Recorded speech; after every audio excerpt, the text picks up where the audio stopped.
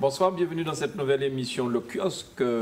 J'ai le plaisir et l'honneur de présenter ce soir avec Daniel Compère. Bonsoir Daniel. Bonsoir à tous. Le rédacteur en chef du Progressiste qu'on va voir à l'antenne. Voilà. Le Progressiste avec une très intéressante. Hein. la nouvelle CTM sans scrupules. Voilà, merci beaucoup. Avec aussi Justice, on va montrer Justice. Hein. Vous l'avez aussi, je pense déjà, avec Monsieur Michel Branchy. Oui. Merci beaucoup. La une, c'est nous sommes en train de faire travailler les Martiniquais ensemble. Oui. Et ça veut dire qu'avant les Martiniquais ne travaillent pas ensemble, mais bon, on en reparlera plus tard. Oui. Et puis Eddie, le boss de People News ou le... Ça y est, chaque émission, je suis le boss de boss. Alors, voilà. Alors là, aujourd'hui, Manuela a choisi de mettre Business News voilà, les 500 noms du pouvoir aux Antilles-Guyane. Voilà. Donc, c'est Eddie Marajo. Voilà, monsieur, vous avez passé une excellente semaine, ça va? Oui, un peu chargé. Un peu chargé. Ouais. Il faut qu'on dise aux gens qui nous écoutent et qui nous regardent qu'on ne fait pas que ça. Bien sûr, bien sûr. On ne fait pas que le kiosque. Voilà, on ne fait pas que le kiosque. Vous avez différentes activités, voilà. Et en plus, je parle de Michel, des responsabilités maintenant à la CTM. Voilà. Moser. Et même le pauvre Gabriel Gallion a beaucoup de travail. Il n'a même pas pu venir ce soir parce qu'apparemment, il a beaucoup d'articles à écrire. Alors, je ne sais pas si ça lui prend plus de temps maintenant. Mais bon, il n'est pas avec nous cet après-midi, enfin ce soir. Peut-être qu'il est moins leste qu'avant. Tu parles de l'esprit ou de l'esprit? De l'esprit, bien. Alors, la nouvelle CTM sans scrupules, la une de... Est-ce que tu peux nous expliquer ça? Ils sont beaux, tu disais. Moi, je trouve qu'ils sont beaux tous les deux. Oui. Bon, ce n'est pas de la propagande qu'on fait pour eux, puisque nous restons des adversaires politiques, comme je l'ai déjà dit, pas des ennemis, mais des adversaires politiques. Je cherchais en fait une photo de Marie-Jeanne et Yann se donnant l'accolade. Je ne l'ai pas trouvée, j'ai trouvé celle de Marie-Jeanne et Lise se donnant l'accolade. Alors, je retiens que tu dis Marie-Jeanne et Yann. Yann serait plus proche de toi que Alfred? Non, tous les deux, je les connais très bien, on se tape dans le dos quand on se rencontre. Non, l'un n'est pas plus proche de moi que l'autre. D'accord, très bien. Et donc, en fait, les articles intérieurs démentent un petit peu la une. La une, oui, on suppose. Très bien, merci beaucoup. Alors, Michel, de ton côté, nous sommes en train de faire travailler les Martiniquais ensemble. Mais surtout, il y a une plus petite photo plus bas. Hein, on regarde la une à l'antenne, c'est vrai. Le procès d'Alfred Marie-Jeanne, le mercredi 2 et le jeudi 3 mars 2016, à 8h, soyons tous présents au palais de justice de Fort-de-France. Tout à fait. Ça veut dire quoi? Fort-de-France sera barré ce jour-là, ce sera pire qu'une grève des pompiers, ça? Il est à souhaiter, en tout cas, du point de vue de justice, que les Martiniquais... De justice, pas de la justice, de justice. Voilà. Exigent de la justice, une attitude disons, plus impartial, et que ce ne soit pas un procès politique. Hein?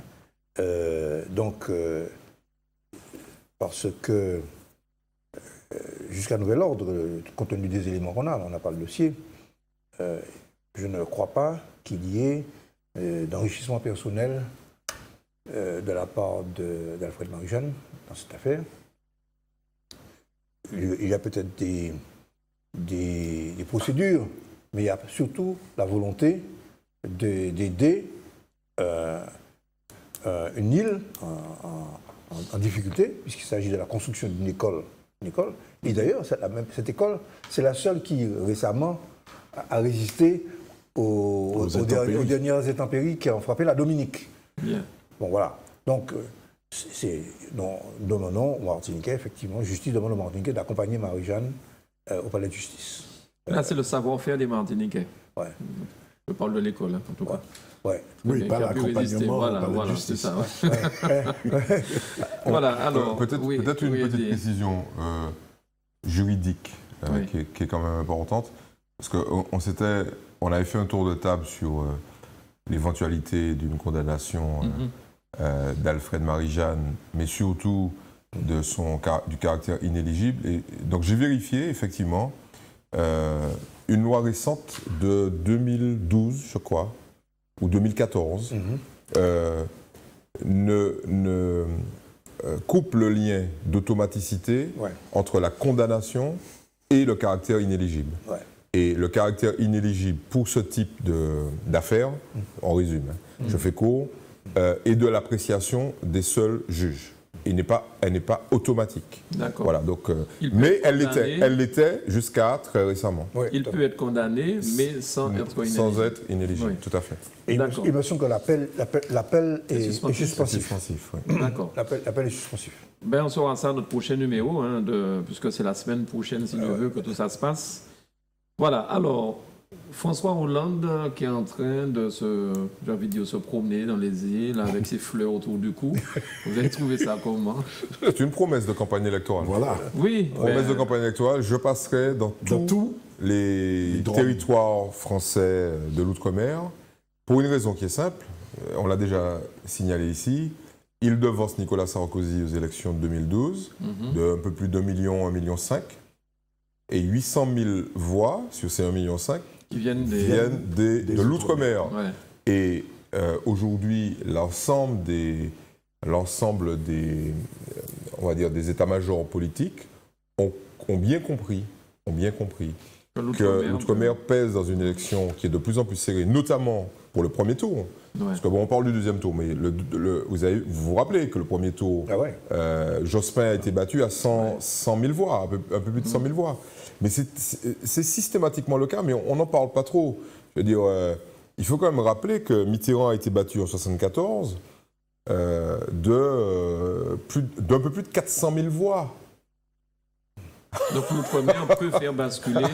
Et à l'époque, l'outre-mer votait à 78%. À droite. C'est ce qu'on a appelé à une époque le légitimisme. Ouais. C'est-à-dire que l'électorat d'outre-mer vote pour le pouvoir en place en France. Ouais. Pour les élections nationales françaises. Alors, il faudrait aussi remarquer que depuis ça, l'outre-mer vote le samedi. Voilà, ils ont vu qu'il y avait un impact réel des résultats nationaux sur le vote ultramarin en intégrant le fait que de toute façon, l'inverse était vrai. Au final, l'inverse est vrai.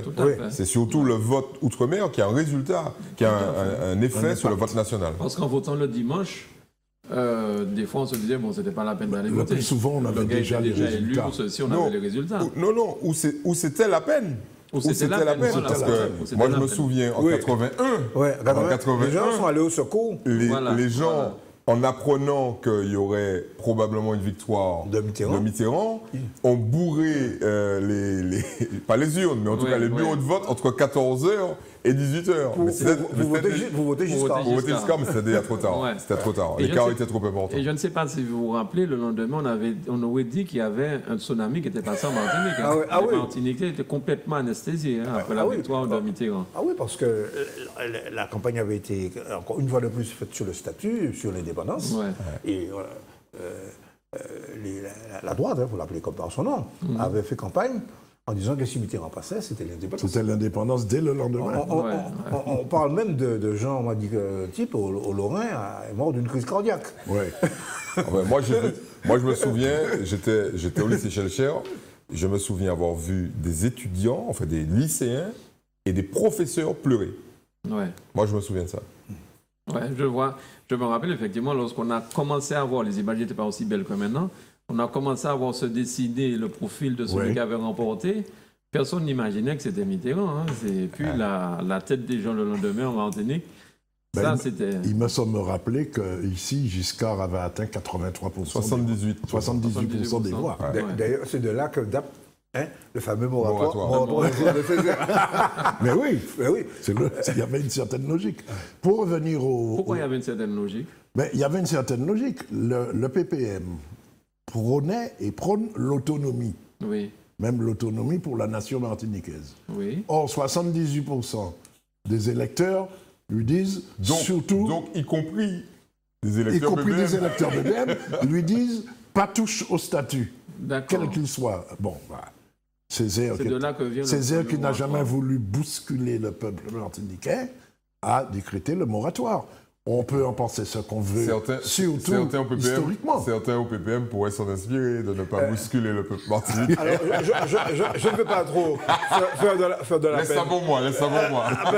À Daniel, mais je me souviens avoir lu sous la plume dans des interviews de Pierre Liquer disant que c'est la seule fois où il a été en désaccord Oui, bien sûr. avec Césaire, c'est sur la question du moratoire. Absolument. Que on pouvait très bien tenir compte du vote des Martiniquais et s'y prendre autrement pour combattre les arguments qui ont conduit à cette panique. On voit la montée, le désaccord certain qui existe entre ce qui a été signé il y a quelques semaines. Non. Et Michel. Non, je plaisante. Ah bon? Parce que, non, je plaisante. Mais Michel a quand même rappelé ici à plusieurs reprises que il est hors de question, pour lui, à titre personnel, de mettre son drapeau dans sa poche. Pour notre parti. Voilà. D'accord. Oui, en tant que communiste. Non, nous avons passé un accord pour gérer une collectivité. Tout le monde est d'accord pour qu'il s'agisse de mettre en place une collectivité territoriale pendant 6 ans. On va la mettre en place. Bon, mais on n'a jamais dit que l'histoire martiniquaise, que les compteurs de l'histoire martiniquaise sont bloqués. Pendant 5 ans. Donc c'est un accord de gestion. Un accord de gestion. Donc, par exemple, concrètement, il semblerait que Yann Monplaisir, par exemple, veuille se présenter à la députation dans le Nord. Ça veut dire que vous enverrez quelqu'un là-haut? Ça, j'avoue que je n'en ai pas discuté, mais en tout cas, Karine Mousseau se présentait dans le Centre Atlantique. le Grand Assemblée a toujours dit que, en ce qui concerne les autres élections, chacun sera libre de concourir comme il l'entend. Donc, ce n'est pas un accord électoral, effectivement, pour les élections législatives. Chacun garde sa personnalité. Ouais. Donc, Oui, mais si ça se passe bien, finalement, pourquoi se fâcher? ah oui, mais c'est pourquoi je suis prudent. Hein, je suis prudent en ce qui concerne. Parce que le Centre Atlantique, il semblerait que Karine Mousseau se positionne déjà, mais le Grand Assemblée aussi a un poulet à mettre là-bas. Ben oui, donc mais ça, il n'empêche que chacun. Ce sont les électeurs qui choisissent. Hein. Ça ferait une primaire. Mais ça va être très intéressant finalement à suivre. Il dit qu'il a l'habitude de ces choses-là. Qu'est-ce qu'on va dire au maire de Saint-Esprit, là, à Thivaux? On va pas dire bon Dieu, le député du Sud de laisser la place à Thivaux. Bon, je vais vous répondre que cette cuisine électorale m'intéresse, en ce qui me concerne, fort peu. Oui. Ce qui nous intéresse... C'est dans moins d'un an, c'est dans un an. Ce qui nous intéresse, c'est fondamentalement, c'est que on s'est battu pour avoir cette collectivité. On pense que si elle fonctionne bien, ça peut être un plus pour les Martiniquais en matière d'économie, en matière de dynamisation de l'économie, en matière de prise en compte, enfin, de la Martinique et non pas des 34 communes comme c'était dans le Conseil général. C'est-à-dire, l'intérêt principal de la collectivité unique, c'est de penser Martinique. Bien. C'est ça. Alors, il y a du boulot, mais il y a du boulot. Il y a du boulot. Globalement. Oui. Alors, revenons à notre... Oui, tu voulais rajouter quelque chose? Non, je voulais revenir 2 secondes à François Hollande. Ah oui, parce que je n'avais pas fini avec lui. oui, Qui se voilà. promène avec ses fleurs. Qui se promène avec ses fleurs, comme Mais tu as dit. est-ce qu'il ne devait pas demander pardon de manière plus claire par rapport aux essais nucléaires? Parce qu'on lui a posé la question, il a éludé, il a botté en touche. C'est pas à lui de demander pardon. Parce c'est qu'à l'époque, lui le président de la France. il était totalement Il opposé. était opposé à ces essais nucléaires. Donc, s'il demande, je crois que c'est plutôt... Au nom de la France, pas lui personnellement, mais Oui, au nom de la France. c'est rarissime. C'est plutôt celui qui appartient à la famille politique, qui a fait la connerie, entre guillemets, de demander pardon. Si le prochain président de la République est dans le camp gaulliste, il devrait pouvoir dire, pas forcément pardon, parce que bon, je ne crois pas que la France ne demande pas pardon. C'est dans la tradition française. La France est un pays foncièrement impérialiste dans son histoire. Bon, je ne crois pas que la France comment dirais-je, comme de projet impérialiste, parce que c'est fini, cette époque-là est terminée. Elle a des pratiques impérialistes. Peut-être des pratiques économiques, mais comme tous les pays occidentaux.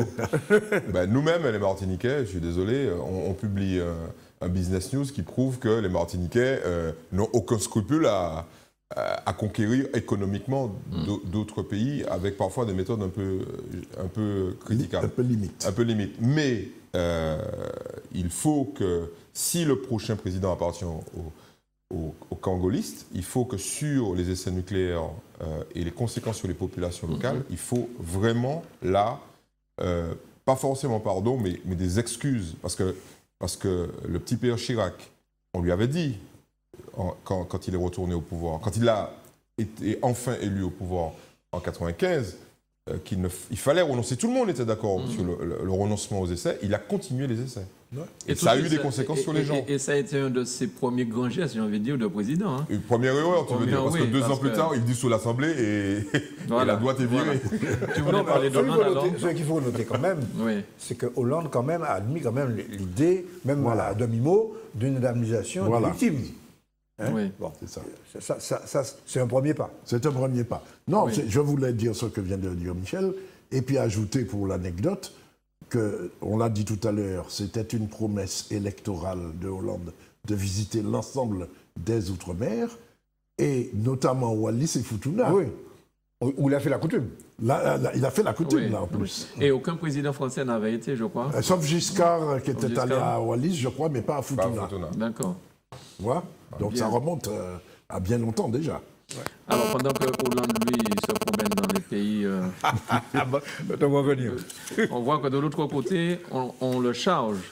La maire Martine, enfin, quand je dis la maire, la fonction de maire. Hein, elle apostrophe la maire.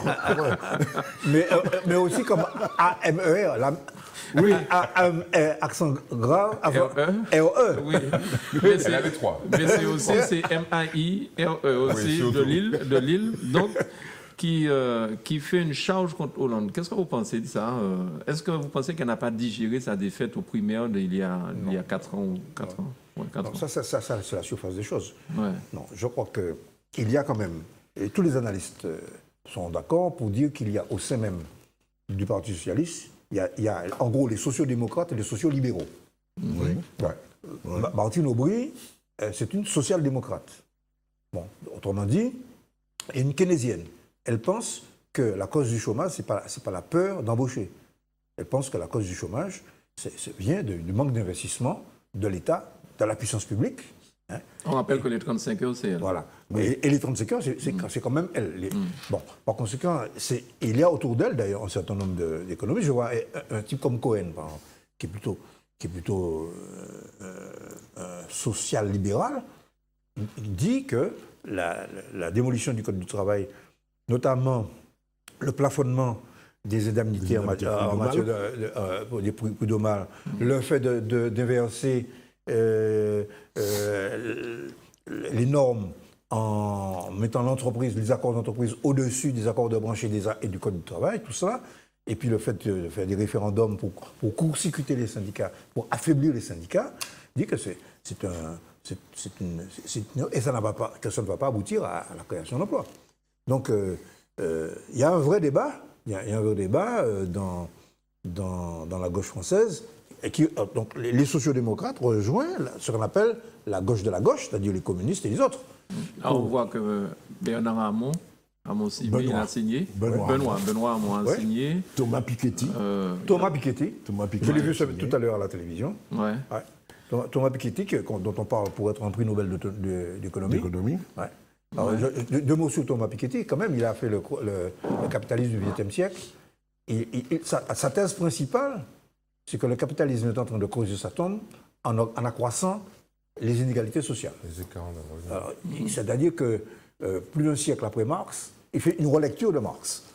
Et il rencontre un succès extraordinaire, notamment dans le monde anglo-saxon. Aux États-Unis. Aux États-Unis, ouais. Oui, mais face à ça, on voit aussi que les gens semblent être très contents de Macron, enfin un peu plus de Macron que de Valls quand même. Hein. Les médias. Ah, les médias. Les médias ont l'art de faire monter un type, un peu comme un soufflé. Hein. Ouais. Hein? Et ça retourne. Et puis le Kaladjei. Mais à un moment donné, je me remonte quelques années en arrière, les médias avaient fait de Marchais, Georges Marchais, le secrétaire général du PCF, une vedette. Et puis une fois qu'il a été monté, on l'a caricaturé, on a fait un monstre.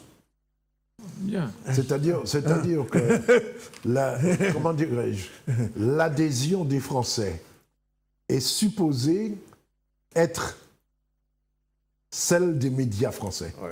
Elle est alimentée. Disons que les médias français alimentent une image qui finit par s'imposer à la population. Et Macron, c'est le jeune premier. Certains le trouvent beau.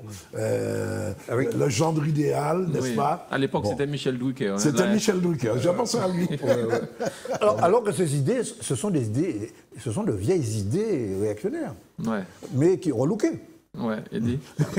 moi, je crois qu'il ne faut pas accorder trop d'importance aux tribunes de Madame le maire, hein, ou la maire de Lille, pour une raison qui est simple, c'est que Martine Aubry appartient effectivement à un courant qui est légitime, hein, qui est un courant beaucoup plus à gauche du Parti socialiste, mais qui, globalement, ne correspond plus du tout à l'électorat socialiste.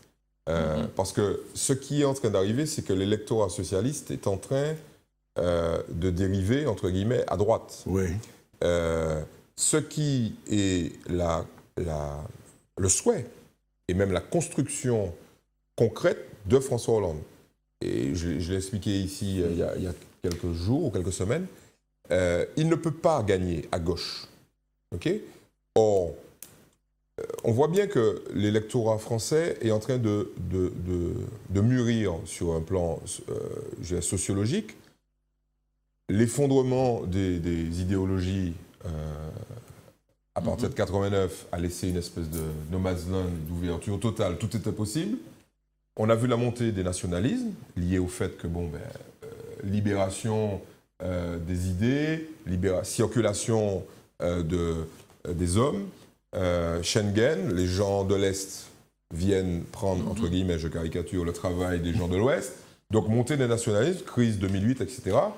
Et puis, on s'aperçoit au fur et à mesure que le nationalisme n'apporte aucune solution. Bon, on l'a vu, Marine Le Pen, tout ça, c'est des réactions un peu épidermiques.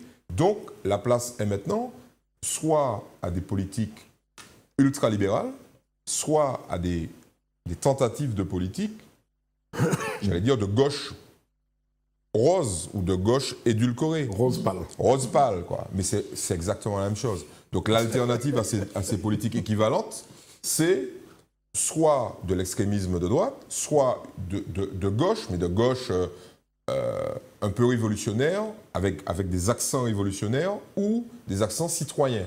Espagne, Grèce, etc. Mais le petit père Hollande, lui, il s'en fout de tout ça. Lui, ce qu'il veut, c'est être réélu. Donc, on lui dit, écoute, François, voilà les cases. Dans quelles cases tu investis? Et de manière, à mon avis, très intelligente, il dit, je vais investir la case où il y a le plus de monde.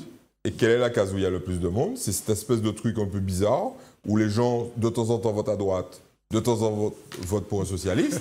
Et c'est là où il y a le plus d'électeurs. C'est là où il y a le plus d'électeurs. Mais ça ne garantit pas une élection à coup sûr. Par contre, choisir les extrêmes garantit une non-élection à coup sûr. Ça, c'est un élément. Un type comme le patron du Front de gauche, Mélenchon, sait pertinemment qu'il n'a aucune chance d'être élu président de la République. Par contre, il peut monnayer les quelques millions de voix qu'il va faire, ce qu'avait fait un certain leader de gauche. Il est quand même brillant, ce gars-là. Il n'a pas fait un mauvais choix en allant sur cette extrémité, parce que c'est quand même un brillant. C'est un ancien ministre de oui, c'est un ancien socialiste. Oui, c'est un ancien ministre. C'est un ancien socialiste. Oui. Alors, non, j'allais dire, autrement dit, pour continuer dans l'esprit de ce que vient de dire Eddy, Hollande a été élu en 2012, merci.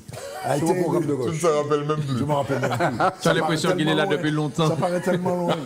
A été élu en 2012 avec un discours de gauche. Oui. Rappelons-nous le meeting du Bourget. Oui. Il n'y a pas que le Bourget. Mon ennemi, c'est la finance. C'est une constante chez le Parti socialiste. On se fait élire sur un programme de gauche et on fait un programme de droite. Et pour 2017, il tente... Donc ça confirme ce qu'Eddie vient de dire, en fait. Non, pour 2017, il essaie de se faire élire au centre. Comme il ne peut plus, au centre droit. Comme il ne peut plus être élu à gauche, parce qu'il a quand même fait tout le contraire. Il a fait le vide. Mais c'est ce que Mitterrand a fait. C'est ce que Mitterrand a fait. Mitterrand en Peut-être 88. moins fort. Ah non, je suis désolé. Mitterrand en 88, je suis désolé. Qu'est-ce que Mitterrand fait en 88? Vous vous rappelez de ce qu'il appelle l'ouverture? L'ouverture, oui. Mitterrand a été chercher des mecs à droite. Il prend le type qui est le plus à droite du Parti Socialiste, Michel Rocard, qui va faire une politique libérale, ok, un peu sociale, mais fortement libérale. Et puis il prend des... Attends, Jean-Pierre Soisson, c'est quand même un type de droite à l'époque. Il est dans le gouvernement Rocard. Donc, au départ, les socialistes, quand ils veulent gagner 2 fois de suite, ils font première élection gauche. Deuxième élection droite. Et ça me rappelle, et c'est là que je voulais en terminer, je l'ai déjà cité, décidément je le cite beaucoup ce soir, Valéry Giscard d'Estaing, qui avait dit « La France doit être gouvernée au centre ». Et quand il dit centre, il veut dire centre droit, bien sûr. Oui, bien sûr. Alors, je vais quand même faire un petit bémol sur les catégories extrêmes, etc. Moi, je dirais que, en fait, le problème, c'est l'alternative. C'est-à-dire qu'effectivement, le calcul, mais qui risque d'être déjoué, le calcul de Hollande, c'est de démontrer qu'il n'y a pas d'alternative à gauche et que si on veut éviter l'élection de l'extrême droite, que la gauche de la gauche n'a comme solution que de voter Hollande. Bon, le problème, et il faut suivre bien ce qui va se passer sur l'affaire du Code du travail, c'est que la question du Code du travail peut être le signal d'une recomposition d'un autre pôle alternatif à l'intérieur de la gauche française, où on peut avoir une jonction classique d'ailleurs entre les sociodémocrates et la gauche, je dirais, de transformation sociale. C'est-à-dire... Tu as vu qu'il n'emploie plus le mot communiste. D'accord, mais oui, non, mais je n'emploie pas le mot communiste parce que j'inclus dans la gauche de transformation sociale le Front social, le Front de gauche, le Parti de gauche, Ensemble, etc., toutes ces d'autres formations qui sont dans le Front de gauche et autour. Et le calcul de Mélenchon, c'est d'arriver à synthétiser tout ça, à faire de façon à faire quelque chose qui ressemblerait un peu à Syriza ou à Podemos. D'accord. Toute la question est de savoir, vont-ils réussir? Alors, en fait ça veut dire en clair que les choses sont beaucoup moins simples que d'habitude. Là, cette élection, ça va être très très compliqué. Regardez le nombre de candidats qui est aux primaires à droite. Il y en a déjà 9. Chaque jour. 9. Alors que la droite stigmatisait le Parti socialiste quand il organisait des primaires. Et là, il y a de 9 candidats. Tout à fait. Mais il n'y a pas de leadership à droite. Mais on se rappelle aussi qu'on était loin de penser que ce serait Hollande qui aurait remporté les primaires à l'époque. Il était dernier. Voilà. Il était dernier. Il y a eu des circonstances, je dirais, malheureuses. Par rapport à Strauss-Kahn. Attends. Bien le malheureux. Le malheureux DSK. Qui ça qui prend Bougla à aller faire ses affaires à New York? Mais le problème, c'est peut-être pour ça qu'on a autant de personnes pour la primaire de droite. Il y a ceux qui se disent, attends, si Hollande de dernier est passé le premier, donc je vais essayer mon tour aussi. Parce que la primaire, c'est, comme aux États-Unis, c'est un accélérateur de candidature. C'est-à-dire que quand vous gagnez une primaire, vous vous imposez à tous ceux qui n'allaient pas naturellement voter pour vous. Et le fait que la gauche l'ait inventé, en France, bien évidemment, enfin, l'ait inventé, les mises en pratique, le Parti socialiste, pas la gauche, le Parti socialiste a modernisé de manière fantastique la vie politique, puisque là, il y aura, grosso modo, au moins 2 primaires, une primaire à droite, ça c'est clair, et puis peut-être une primaire non pas incluant non pas forcément le Parti socialiste, parce que si François Hollande est candidat, il n'y aura pas de primaire à gauche. Par contre, il y aura une primaire sur l'autre pôle de gauche. Il n'y aura pas de primaire socialiste. Le problème, c'est que si Hollande se présente à une primaire, il est battu. Donc il n'a pas intérêt à faire une primaire. Les gros titres, c'est Martine Aubry veut absolument qu'il y ait une primaire. Et on comprend pourquoi elle fait une tribune. Bien sûr. Et d'autre part, sur l'autre versant de la gauche, le débat, c'est un petit peu contre Mélenchon, c'est que Mélenchon a déjà dit qu'il est candidat, et une autre partie de la gauche, du front de gauche, dit non, d'abord le projet, et ensuite Oui, bien sûr. Mais moi, le candidat. Moi, je pense que Mélenchon, c'est un copain de François Hollande. Ils sont super potes.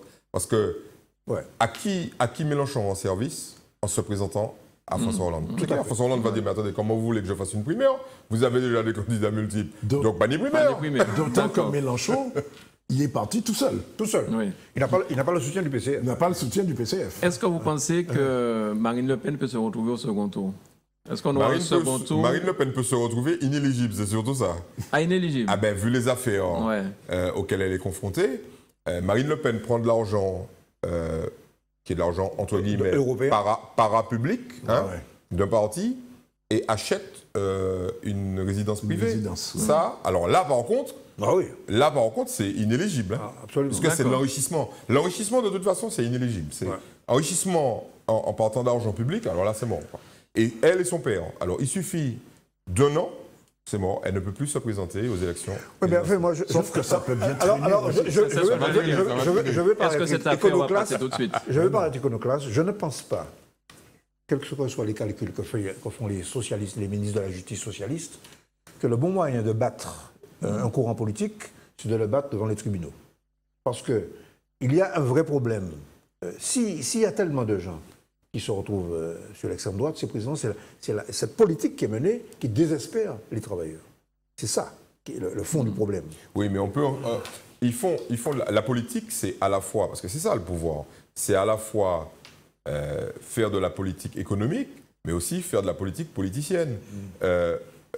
Moi, je ne crois pas qu'il y ait de lien. Alors, je vais faire le naïf. Ah, Michel. Michel, lui, il est à fond sur l'économie. Hein. Ouais. Pas sur la politique. Pas seulement sur l'économie. Pas sur la politique. Michel ne fait pas de politique politicienne. ça c'est pas vrai. C'est pas possible. Je fais pas de la politique politique, je fais de la politique. Et dans la politique, il y a l'économie. Il y a l'économie. Alors, il y a aussi de la stratégie. Oui. C'est ce que nous, on appelle bêtement, stupidement, tout ce que vous voulez, de la politique politicienne. Ouais. C'est-à-dire adopter et mettre en place des stratégies qui permettent de conquérir ou de garder le pouvoir. C'est ça, parce qu'on ne peut pas faire de la politique économique sans pouvoir. Y compris faire des crocs en jambes, et ce qui finalement dégoûte les lecteurs dans la politique et provoque la montée du taux d'abstention. Bon, et notamment à gauche. Et ce qui se passe à l'heure actuelle, un des problèmes qui favorise Mme Le Pen, c'est que l'électorat de gauche ne vote pas. Il s'abstient de voter, parce qu'il est dégoûté. Alors, est-ce que vous pensez, je ne sais pas si je vous ai posé la question déjà, qu'il faille rendre le vote obligatoire comme le suggère le président de l'Assemblée nationale? Ah, moi, je suis pour. Je suis pour. J'ai vécu, entre guillemets, cela en Belgique. Ouais. J'ai été de passage pour ça n'avait rien à voir avec des élections, c'était un congrès international de festival de guitare. Et je suis tombé en pleine élection. Et c'est un jour de semaine, hein. Et tout s'est arrêté. Je me rappelle le camarade avec qui j'étais, qui me dit, mon vieux, il faut absolument que je te laisse tomber, il faut que j'aille voter. Je lui dis, mais bon, si tu ne votes pas, c'est pas grave. Ah non, très sérieux. C'est pas la France, m'a-t-il dit. D'accord. Moi, je serais assez pour. Ouais. La loi ne peut pas résoudre... Oui, pardon. Moi, je pense qu'il faut rendre le vote obligatoire parce que ça assainirait le débat public. On n'aurait pas des gens qui ne votent pas, qui viendraient nous dire ce qu'il faut faire. Ouais. Comme ça, tout le monde aurait droit à la parole, et tout le monde aurait droit à la parole de manière légitime. Parce que quand on est dans un débat, il y a de fortes chances que la moitié des gens qui sont dans ce débat ne votent jamais. Et pourtant, ils donnent des leçons aux hommes politiques. Tandis que là, on aurait à peu près... Il y a des gens qui préfèrent payer des amendes. Hein, donc on aurait à peu près 90% des gens qui sont autour de la table qui ont voté, donc qui ont droit à la parole. C'est ça. Oui, mais j'ajoute un petit... Bémol. Un dièse. Un petit dièse, voilà. Un dièse, ça monte là. Oui, mais ça monte, effectivement. Ça monte la note. Hein. Ça n'exclut pas que l'on réfléchisse au moyen de revaloriser la politique en assainissant un certain nombre de pratiques, parce que le fond du problème, c'est que une partie des citoyens se départissent de leur droit de vote parce qu'ils ont une mauvaise image de la politique. Moi je pense qu'il y a aussi des éléments un peu pratiques, on va dire ça comme ça. Et moi, j'en parle régulièrement et je pense que c'est important. Voter, c'est d'abord se rendre dans un bureau de vote. Et pour un certain nombre de nos citoyens, se rendre dans un bureau de vote un samedi ou un dimanche, c'est impossible. il y a 145 000 personnes en Martinique qui n'ont pas de moyens de locomotion. Donc quand vous faites un vote le dimanche, je suis désolé, vous ne pouvez pas vous déplacer. Et nous, quand on regarde, quand on fait des études sur le vote, on voit bien que les gens, dans un certain nombre de zones rurales ou semi-rurales, ne votent pas, tout simplement parce qu'ils ne peuvent pas se déplacer. Surtout dans les communes rurales où il n'y a pas beaucoup de bureaux dans les quartiers, où il y a un bureau centralisateur au bourg. Ça veut dire qu'il faut penser la modernité. On pense la modernité pour tout et on ne pense pas la modernité pour le vote. C'est pas très compliqué. Comment on pourrait faire? Eh bien, vous votez, vous pouvez très bien voter sur Internet. C'était sûr qu'il allait le dire. Mais oui, aux États-Unis, ça se développe de plus en plus. Et vous pouvez voter de manière à travers un service itinérant. Il y a une voiture qui passe. Vous mettez votre pouce. Comme ça, on sait que c'est bien vous qui allez voter. Vous votez et la voiture continue. C'est ça qu'il faut faire. Il faut développer la proximité du vote avec l'électeur. Et vous verrez que là, on aura des taux de participation beaucoup plus importants. Et puis la voiture risque d'être détournée. Non, mais la voiture envoie le vote de manière numérique au fur et à mesure. Donc elle peut être brûlée. Si le type n'a pas de moyens de locomotion, il n'a pas Internet. Hein. Non, mais la voiture, j'ai donné deux réponses. Ouais. Internet, d'accord. Internet, et puis la voiture qui passe. Bonjour monsieur, mettez votre pouce. Mettez votre pouce. On sait que c'est monsieur Albert Dupont. Ok, vous votez, personne ne regarde, il vote. Donc il appuie sur un bouton, le vote, et puis l'information est envoyée. Dans les cantons ruraux des États-Unis, c'est ce qui se passe. C'est le vote mobile. Ouais. Je reviens 2 secondes sur la façon dont mes camarades Eddy et Michel ont traité le problème de la justice et des hommes et femmes politiques. On a parlé d'Alfred Marie-Jeanne, on a parlé de Marine Le Pen. Ce ne sont pas les mêmes cas, pas d'amalgame. Mais peut-être suis-je naïf, comme tu disais tout à l'heure, mais pourquoi ne pas partir du postulat qu'il faut faire confiance à la justice? Mais oui, Michel a parlé... Là, tu fais quoi? Non, Michel a parlé de justice socialiste. Tu fais le naïf. Ouais. Je fais le naïf exprès. Non, il n'y a pas de justice socialiste. Non, il y a une justice. Il y a une justice. Il y a une justice, non. Bon, attends. Il y a une justice qui subit des pressions. Et puis il y a une justice qui subit des pressions et qui résiste. Qui résiste, oui. Et puis il y a une justice qui subit des pressions et qui cède. Pourquoi partir du principe que la justice va céder? Non, mais attends. Il y a un truc. Attends, il faut être clair. Tu dis il y a une justice. Il y a une justice. Dans la justice, il y a 2 parties. Hein. Il y a une justice qui juge en finale, donc qui dit le droit. Et puis, dans la justice, il y a une partie qui est le parquet. Oui, et le parquet, lui, ce sont les politiques. Ce sont des gens qui sont des fonctionnaires d'État. Ok. Et il n'y a pas de séparation du pouvoir, là. Ok. Il est clair qu'un procureur, et on le sait, un procureur, c'est un fonctionnaire du ministère de la Justice. On est d'accord. Il y a un lien direct entre le parquet. Et quand on dit, par exemple, le parquet fait appel, c'est bien ça. Ça veut dire la hiérarchie, quoi. Tu as déjà vu un juge qui a rendu la justice faire appel? Il ne fait pas appel, lui, il a rendu la justice. Donc, cette justice, aujourd'hui, telle qu'elle est pratiquée en France, parce que ce n'est pas le cas dans tous les pays du monde. Exact. Okay, cette justice est une justice de comportement, de compartiment mixte. À géométrie variable. Non, parce que ça ne me fait pas dire ça. Compartiment mixte, il y a des gens qui sont indépendants, qui sont les juges. Prenons le tribunal correctionnel. Les juges, je ne parle pas de jury d'assises. Hein. Et puis en face, tu as un procureur. Ok. Le procureur, ce n'est pas un juge d'instruction, c'est un procureur.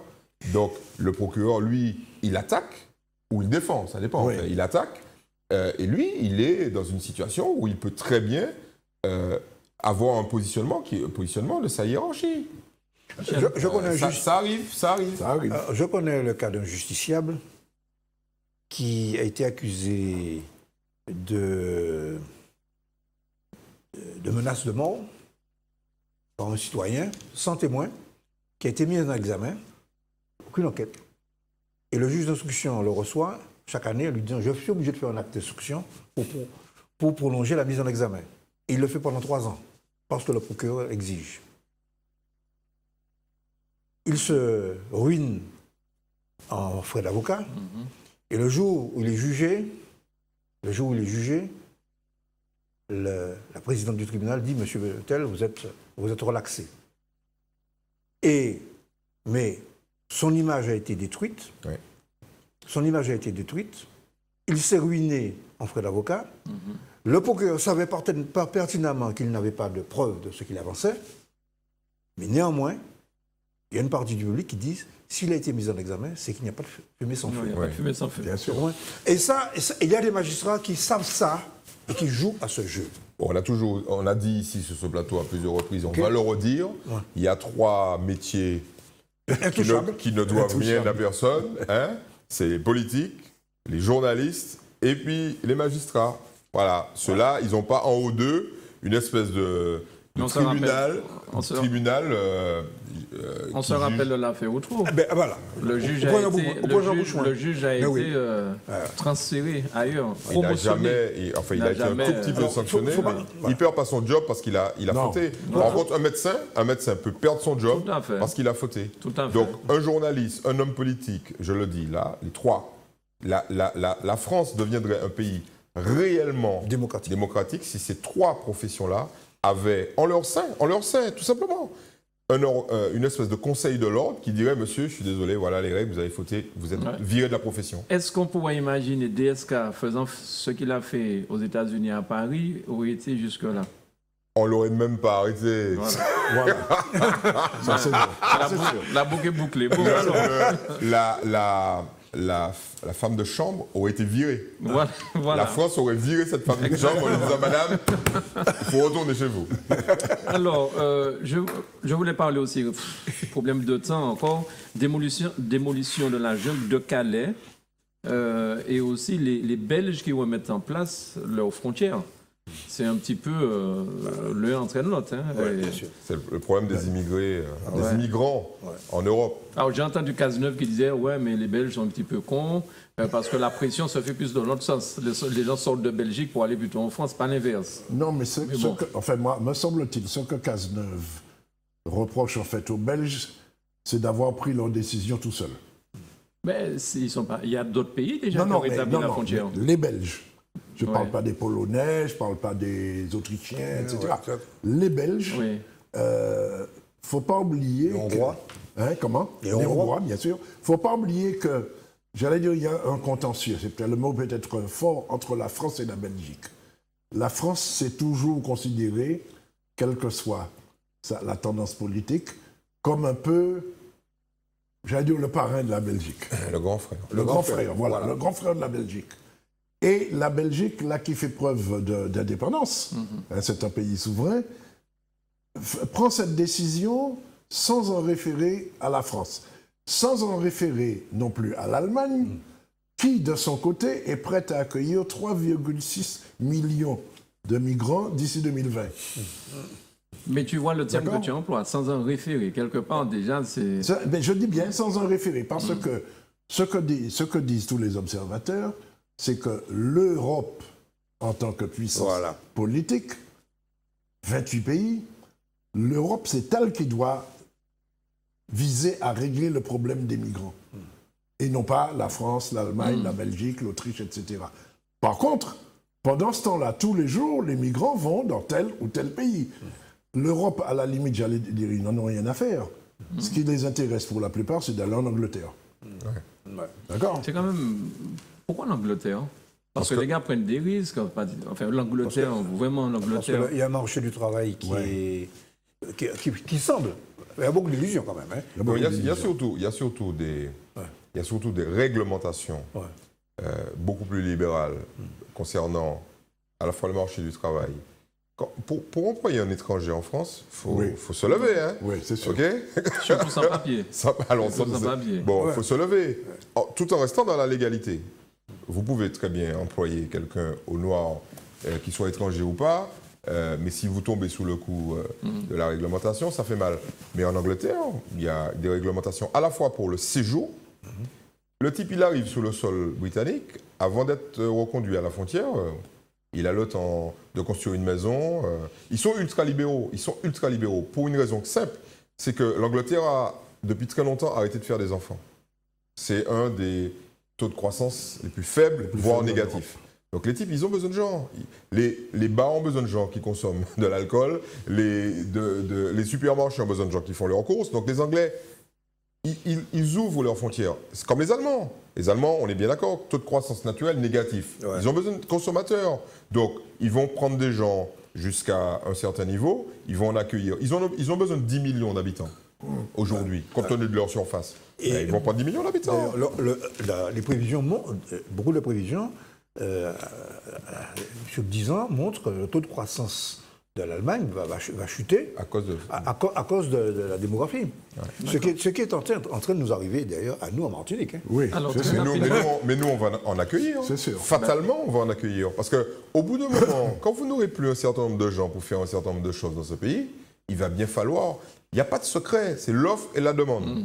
Personne pas télécoupé quand Saint-Lucien, Dominicain, haïtien. Personne pas téléplanté patates, tomates, machin, haïtien, etc., etc. C'est mécanique. En Espagne, qu'est-ce qui a construit tous les immeubles des côtes sur la spéculation immobilière pendant 15 ans? Des gens du Maghreb et des gens d'Afrique noire.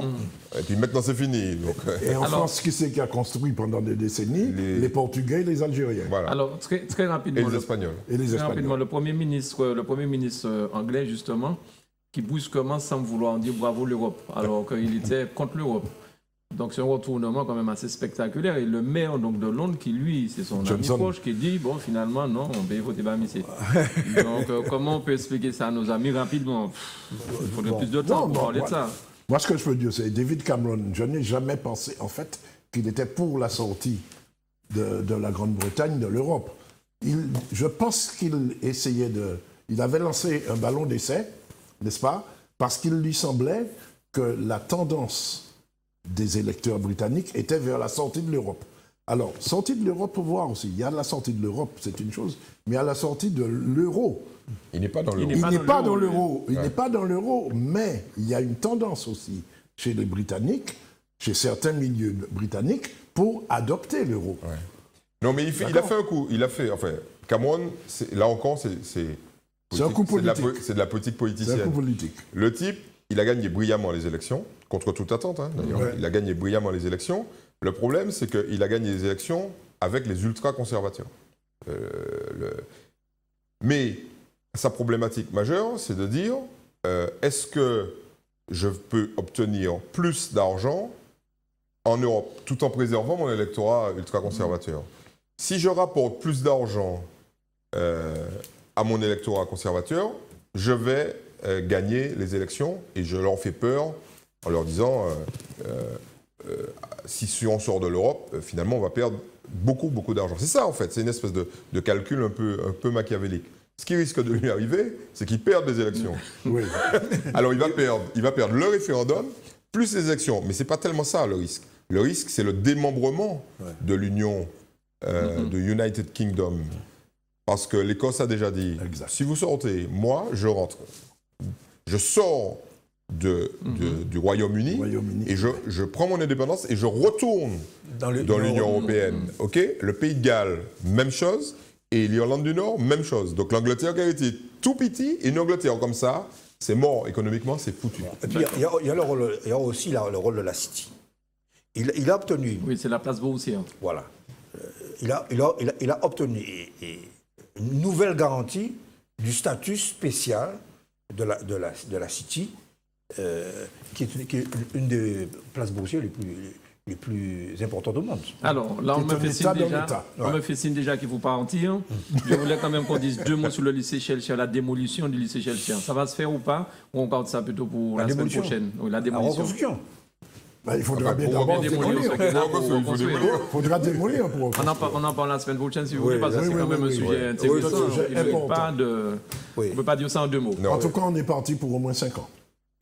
5 ans. C'est un sujet épineux. C'est vraiment un sujet épineux. Ouais, très bien. Et sur lequel je pense que il ne faut pas faire, à mon avis, de démagogie. Ouais. Ni d'à peu près. Ouais. Ni d'à peu près. Donc, la semaine prochaine, si Dieu veut, vous aurez largement le temps d'expliquer ça aux téléspectateurs qui nous regardent. Merci beaucoup. Hein. Bon week-end à toi. Merci beaucoup, à toi pareillement. Merci. Merci Monsieur aussi. le conseiller exécutif. Non. Territorial. Merci et bon week-end. Merci à vous. Et merci beaucoup à bientôt, toi. merci. À très bientôt. Et puis merci à vous de nous avoir suivis. Heureux comme chaque semaine d'apprendre des choses avec vous. Voilà. Parce que moi, quand j'étais en petite classe, on m'a dit que lire, c'était s'enrichir avec l'esprit des autres. Quelque chose comme ça. Hein. Donc là, moi, je m'enrichis avec votre savoir, monsieur. Donc, merci beaucoup. Une citation de Bertin Juminaire. Bertin Juminaire. L'éducation, c'est la terre des hommes sans terre. Des hommes sans terre. Bien. Voilà. Très belle citation pour terminer ce soir.